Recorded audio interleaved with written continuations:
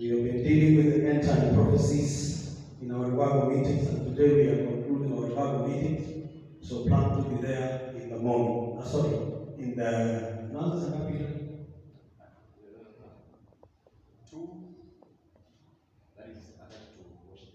okay, tutashikanisha our Bibles with worship experience, so plan to be there in Jesus' name. Na tulikubaliana kwamba kuanzia sasa tunaendelea tutakuwa tunasoma neno la Mungu tulilolisoma. Tukisema so wale walikuwa the agreement was signed on your behalf by those who are. Revelation chapter 20. Revelation chapter 20. I will read from verse 1.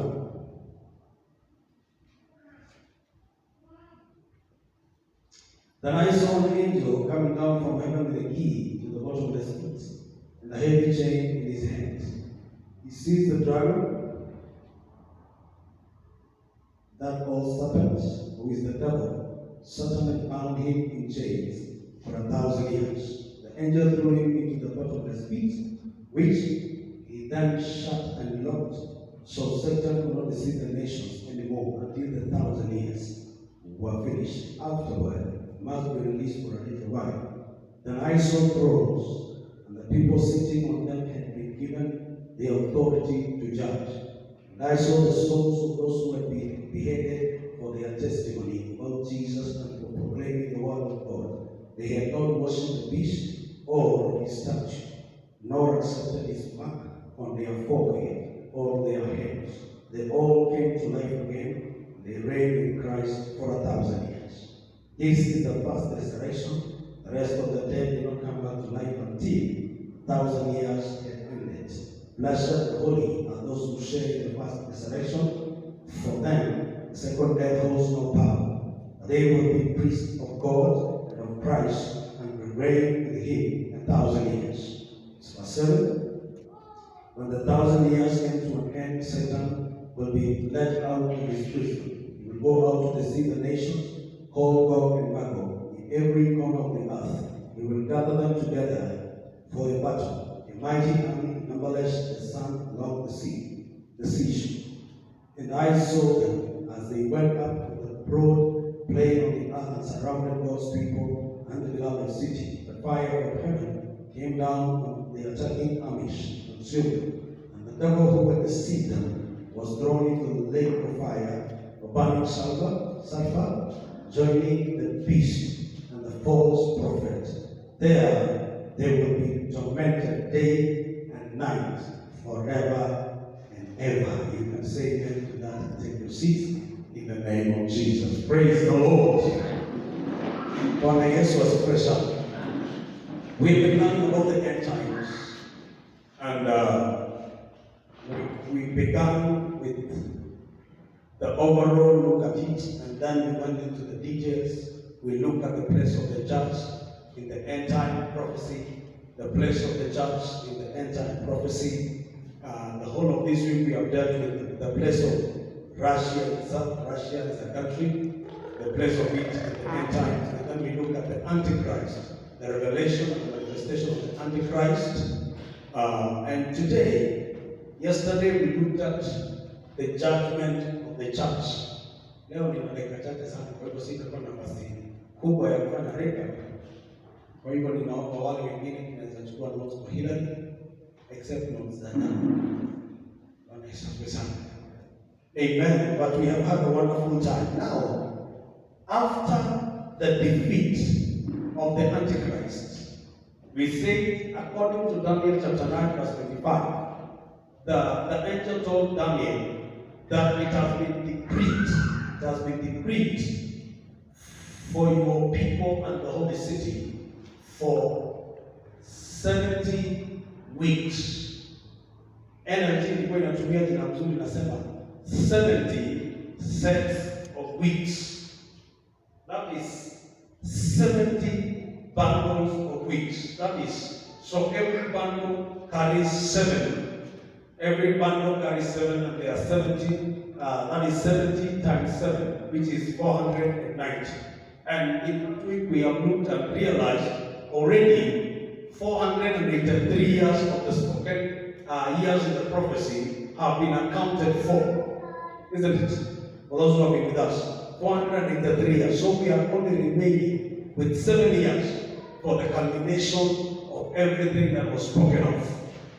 So when we say the remaining 7 years is the 7 years that belongs to the reign of the Antichrist. We say when the Antichrist will be revealed, for one, he will not be revealed until the church is raptured, and after the church is raptured, he will reveal, whereby he will rule the world for 7 years. The Bible says, I think it was Daniel chapter 9, verse 26 or 27, the Bible says he will go into an agreement or a treaty of peace with the Jewish people for a period of 7 years. But in the midst of the 7, that is 3.5 years, he will violate the agreement, and that will cause a battle between the Antichrist and the Jewish people. And today,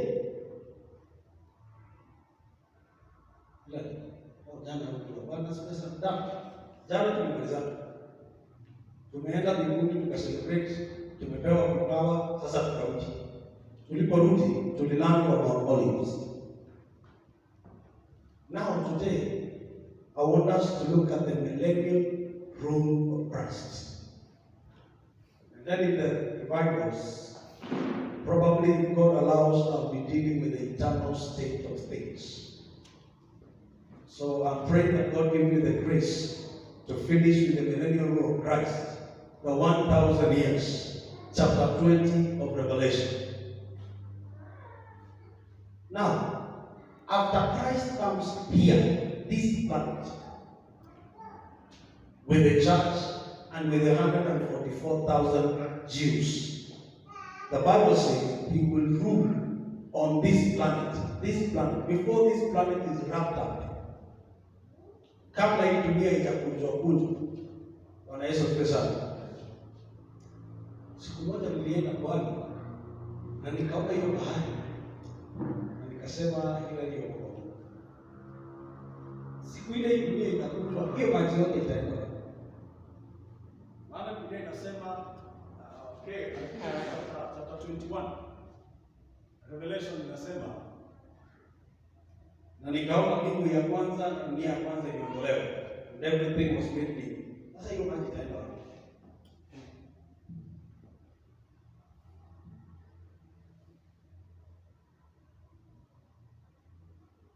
Bwana Yesu asifiwe sana.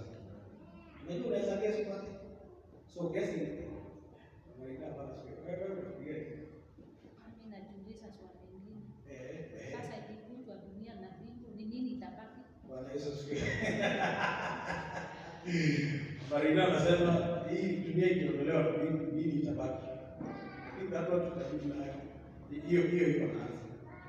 Tutabidi hadi ile eternal state. Jioni ya leo, so make sure you be there. Now, that shows how great and awesome our God is. Bwana Yesu asifiwe sana. Now, but before that, the Bible records that there is a time. I want us to go into the book of Isaiah. Book of Isaiah, chapter 11.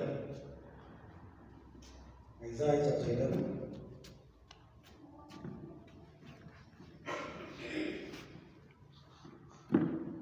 Isaiah chapter 11.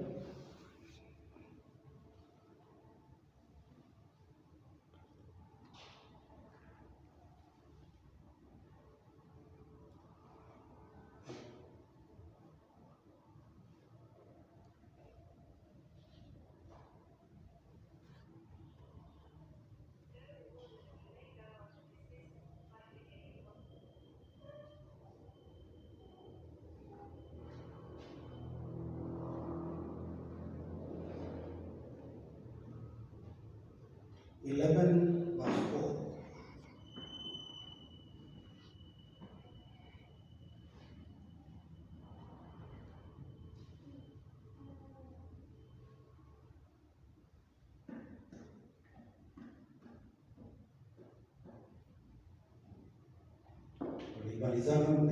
The judgment day of the church, tulimalizana na the wedding supper of the Lamb. For those who are not there, tulihudua kwamba when the church will be raptured, the first thing that will happen is that we will land at the mercy seat of Christ for judgment. And then after we are judged, the reward will be determined by the result of the judgment. Na jana tulikuwa na wakati mzuri sana ndani. Tuliulizana hapa, watu wanajua, maana tuliambiwa tukienda pale kazi yetu itapimwa na moto. Alafu ikishapimwa na moto, Biblia inasema kuna watu walifanya kazi yao kutumia gold, walijenga juu ya msingi ambayo ni Kristo, kutumia silver, wengine wakitumia precious stones. Alafu kulikuwa na brothers wa miti, nyasi na nyasi. Tukaulizana, watu wanajua wakiwa hapa kwamba kazi yao wamejenga na nini kiwa hapa, ama watakosa hiyo?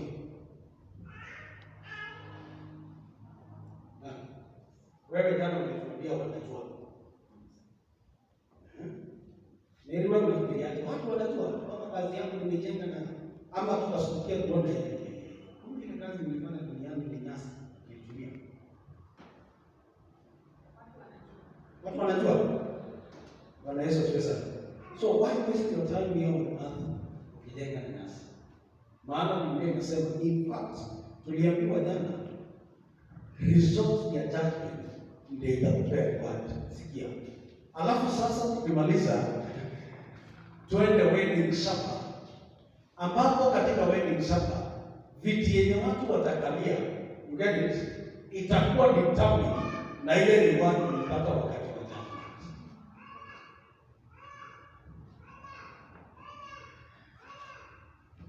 Kuna huyu mjinga ambaye tumehubiri sana miaka mingi katika kanisa kwamba tutafanana. Nyinyi mnajua hii disparities tunaona duniani, hata mbinguni iko.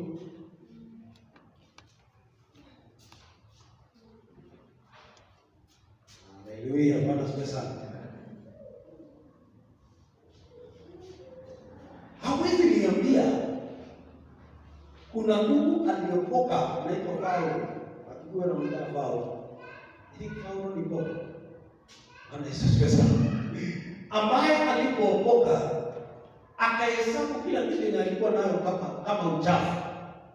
Yaani mpaka akaacha kuoa, akaacha masomo yake, was a doctorate holder in law.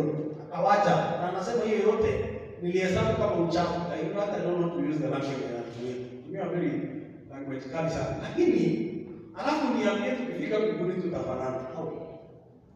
Is that fair? Mungu atakuwa amefanya justice? Mungu atakuwa amefanya justice?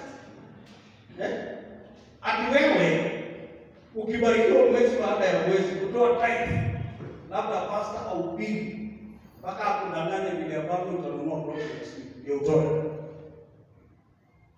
Anaweza pesa. Alafu niambia hapa kuna mtu atoa tithe, anatoa 90% anabaki na 10%. Alafu niambie tutafanana. Hai. Tutapata kweli? Kile tutapata kwa the judgment seat. Oh my, I wish tungekuwa na wakati. Maana na kile tutapata hapa ndio itadetermine ni kitu gani utakalia katika wedding supper of the Lamb. Bwana Yesu asifiwe. So mahali utakalia, unajua tunafikiriaga utaenda mbinguni na ukae mahali unataka. Hapana. Wewe ambia mtu aienda hivyo. Aienda hivyo kwa Mungu sikina kwa mradi. Maana hakuna vile huyo alitenda na gold watafanana na vile alitenda na nasi. Kwa sababu ya wale ambao hawakuwa na staki kupoteza mtu. Angalia kama nienda. Na kama kuna swali. Nitakushika tu tukiendelea. Utanishika niendelee. Lakini hebu turudi hapo kidogo. Is it First Corinthians 3 verse 12.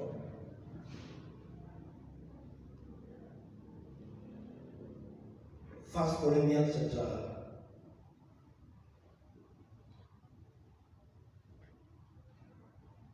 3, I think verse 12. Then Felix, fungulie 2 Corinthians chapter 5. Ilikuwa chapter 5 verse what? 2 Corinthians chapter 5 verse 10. And I wish we begin with Felix, alafu tumalizia na Dan. Ilikuwa ni flow.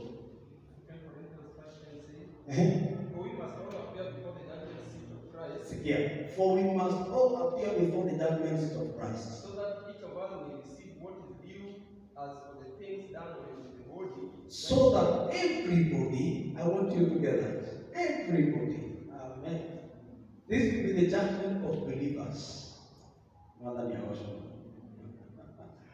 Alafu everybody hapo baba. So that each of us will receive what is due as of the things done while in the body, whether good or bad. I like that one, maana haitumii hivyo that. Maana jana tuliulizana kwani hivyo wataenda mbinguni. Hapana, kuna watu walikuwa wameokoka, get this. Na katika wokovu wao, hello, tuko pamoja? They did what was bad in the house.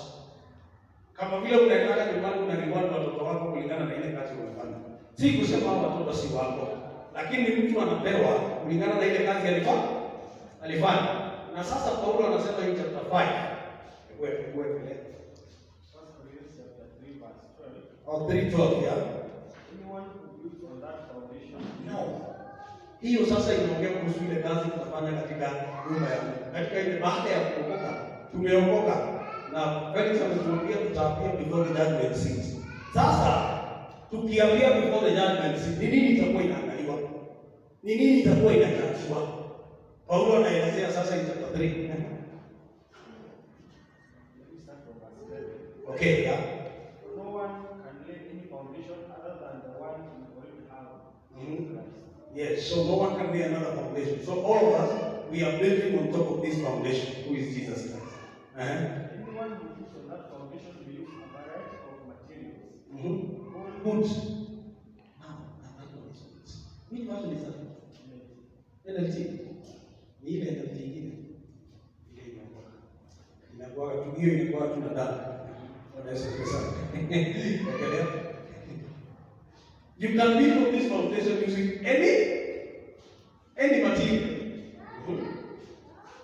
Anyone who builds on that foundation will use a variety of materials. It can be gold, silver, jewels, wood, hay, or straw. That's 13. And on the judgment day, fire will reveal what kind of work each user has done. The fire will show if a person's work has any value. The fire will show. Are you getting this thing? The fire will show if a person's work has any value. If a person's work has any value. So everything that I did in Christ, Bwana Yesu asifiwe sana. So siku hiyo ndio ile mmoja alikuwa akasema, siku hiyo kila mtu atapewa mzigo wake. Amen. Wewe unakuja na kazi yako ya plastic, George anakuja na yake ya gold, unaambiwa wekelea hapa, alafu ipitishwe kwa moto, ngojea pandika. Bwana Yesu asifiwe sana. Watu wa plastic unaona kama kuna kitu kinatokea. Moto yenye ina purify gold. Plastic inaweza survive. Endelea. Verse 14. If the work survives, that builder will receive a reward. That builder, in fact, you only receive a reward if your work survives the fire. You will only be rewarded if hii Bwana asifiwe sana. Usitake nikutie hapo. Ambia mtu your reward will only survive if your work survives the fire. If your work survives the fire. you will have a reward. Hii kitu tunahubiri hapa watu wa Marina. Na wewe umetuhubiria sana kwa sababu hakuna kipawa tutapewa mbinguni. Hii ya moto mtaji. Na sasa tukaruhusu watu wafanye hivi. In fact, unakutana hata saa zingine kwa nyumba ya Mungu watu wamefanya kitu yenye hawezi fanya kwake. Bwana Yesu asifiwe sana. Kuna story nakueleza kusema siku moja nilienda kanisani. Kwa kanisa tu ya huko Msituni. Nikakuta mtu anasema alisaidiwa na Mungu. Vitu vingine ni kusaidiwa hapo mchezo hapo. Sasa nikakuta hiyo kanisa kulikuwa na meza. Nikakuta mzee sio kapeta. Lakini aliona hii kanisa haina meza. Akaenda akakata pito. Unajua ile pito ya milelesho Msituni. Alafu akapiga tu kitu. Alafu akapanga mpito juu. Kisasa ni meza. Hata nikakuuliza siangelete meza ya kwake. Sasa mimi nilikuta kwa sababu mtu mwenyewe hata si. Sasa amekata post. Alafu amepiga pito. Alafu amepanga pito kwenye meza. Unajua hata mbinguni wanakuangalia wakishika. Do we know what are we serious? Alafu sasa pito au bwana mwenyewe si fundi. Amepiga msumari ile ya 4 inch. Ni 4 inch kali refu. Sasa amepiga ikapasua post yenye inafaa kuwa mguu ya meza. Sasa imeenda ikatokea. Inakaa hivi. Sasa nilipoona vile inakaa nikakanyaga akaanguka. Mzee akaanza sasa akasema nifanye mbaya. Hiyo kazi hata ingewekwa kwa moto jameni. Itasurvive labda msumari nitengeneze hiyo kitu ndio itasurvive. Bwana asifiwe. Geukia mtu mwambie hatutafanana. Hatutafanana. Geukia mtu mwambie hatutafanana ndani. Hatuwezi. Itakuwa determined by kuwekelea.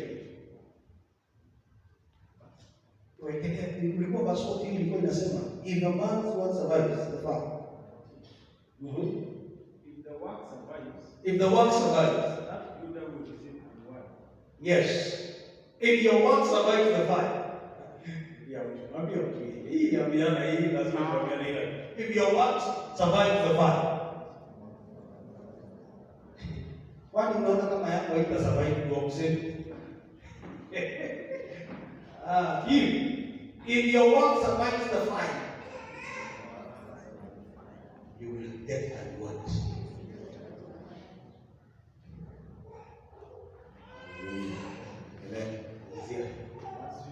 Verse 15. But if the work is burnt up, the builder will suffer great loss. The builder will suffer great loss. The builder will be saved. Sikia hii. The builder will be saved. But like someone dead escaping through a wall of flames. Yeye mjenzi huyu ataokolewa kusikia. But if the work is burnt up, the builder will suffer great loss. The builder will suffer a great loss. The builder will be saved. Sikia, the builder will be saved. Like someone dead escaping through a wall of flames. But like someone escaping through a wall of flames. Escaping through a wall of flame. So ataokoka, lakini atakuwa ni kama mtu ambaye ametolewa kwa moto. Ugeukie kumwambia mtu, hata mbinguni kuna common mwananchi.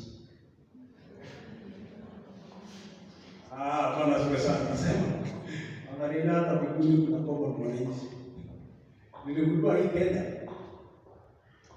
Kwanza hii wiki na last week nilisoma mambo mengi sana. Nikaona kumbe hii Kenya yaani Marina kuna mtu anaweza chukua simu hivi, apige simu tu, wako na upewe nafasi ya kutoka university hata kama hata na mimi. Huyo ni common mwananchi.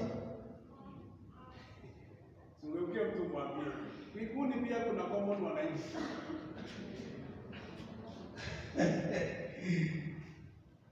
Bwana Yesu asifiwe sana. Sasa tunaweza kudanganya mimi na Gachagua.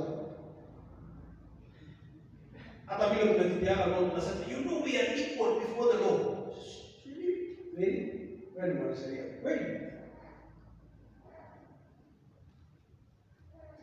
Sisi we are equal in the eyes of the law. Theoretically. Bwana asifiwe. Sasa shida hii.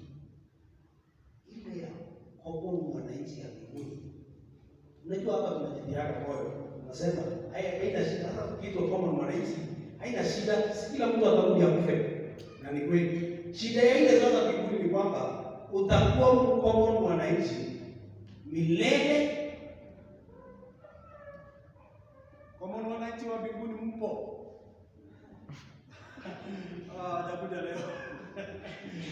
Imagine hapa tunajitianga moyo, tunasema hata ukiwa president ya Amerika siku moja utakufa, tunani kweli. Sasa imagine umekuwa kama mwananchi kwa ile dunia nyingine ambapo hakuna jioni, hakuna asubuhi. Siku ni moja, milele na milele. Bwana Yesu asifiwe sana. Sio pia mtu mwambie please upgrade. Hallelujah. Mwambie na please upgrade. Amen. Kuna kitu nilikuwa nataka kusema lakini naona kama ni uchokozi. Ili ziwacha niseme tu. Niseme kama niseme. Unaona hiyo kitu yenye inakuzuia usimtumie Mungu pia. Kuna mwingine hapo kwa hali yako kabisa. Na ana nguvu. Huyo ndiye ana nguvu.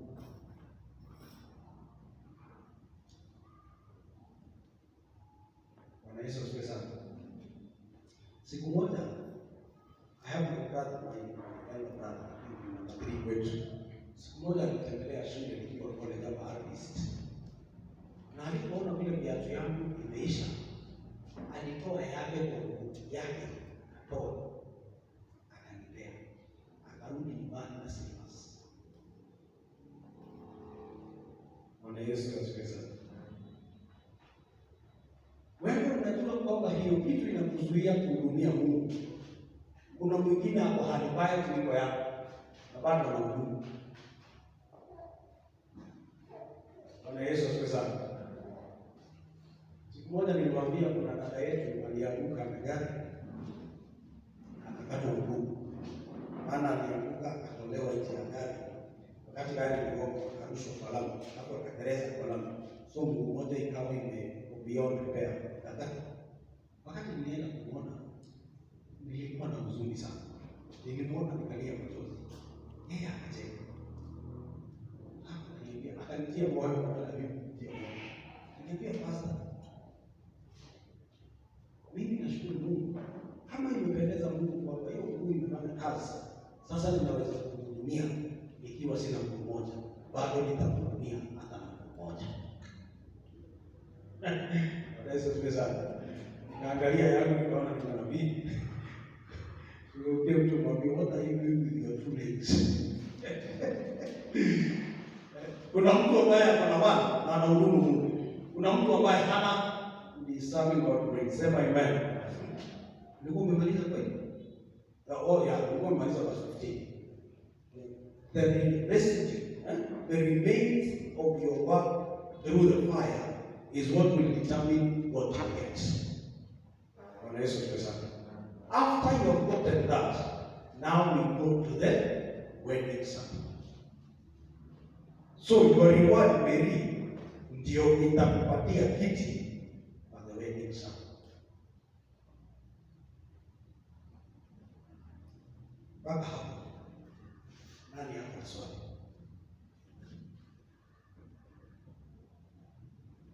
Okay. Nani hapa na comment? Pia unaweza comment. Yaani kuulize swali in comment section.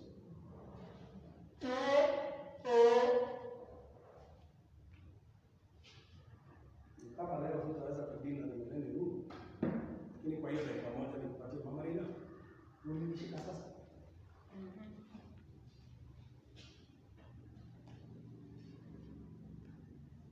Hello. Bwana Yesu asifiwe sana. Tumesema your reward is what will give you a place in the marriage of the Lamb. Unajua kuna kitu nimesoma ndani. This is what I always strive for. Nimegundua hivi. Viti hazishani hapa. hapa mbele hakukosa nafasi. Mahali kunakusana nafasi. Nikastani tu nimepata peke yangu na nikaona. Ni kweli. Hebu enda uangalie hata sherehe yote ukienda. Watu wanakuwa wamefanyana huko nyuma. Lakini hapa mbele utasikia. Huko mbele kuna kiti moja, anaweza kuja mtu mmoja. Bwana Yesu asifiwe sana. Roho ya mali sababu kwa chakua mipango ya kisikoni. Hapa mbele wale ambao wanafanya kazi ya Mungu watakuwa around us. And then row number 2 ni wale ambao wanafanya na silver. Bwana Yesu asifiwe sana. Row number 3 ni wale ambao walifanya na precious stones. Row number 4, 5 and 6 ni wale wa miti, nyasi na manyasi. Bwana Yesu asifiwe sana. Wana wa miti wamefika.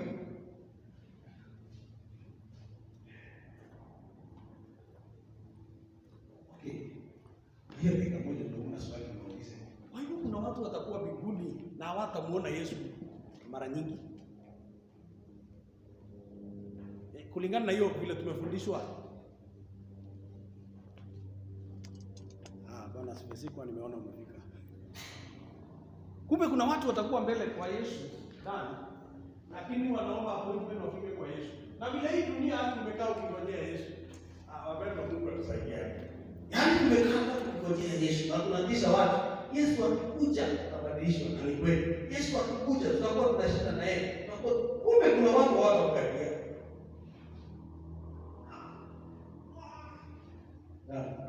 What is your relation on that? Those who have served God, and let me tell you, brethren, hiyo kitu inakuzuia kutumikia Mungu. Kuna